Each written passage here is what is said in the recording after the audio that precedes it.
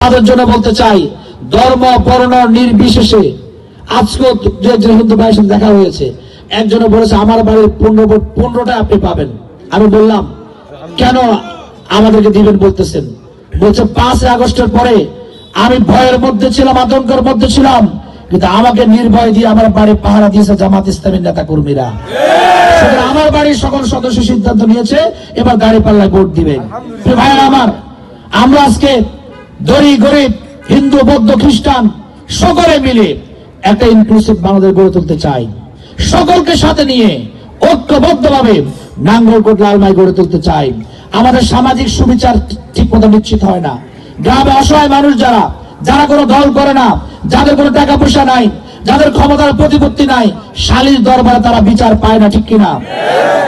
আমার 1 নম্বর এজেন্ডা হচ্ছে সামাজিক সুবিচার আমি নিশ্চিত করবো ইনশাআল্লাহ। আজকে আমাদের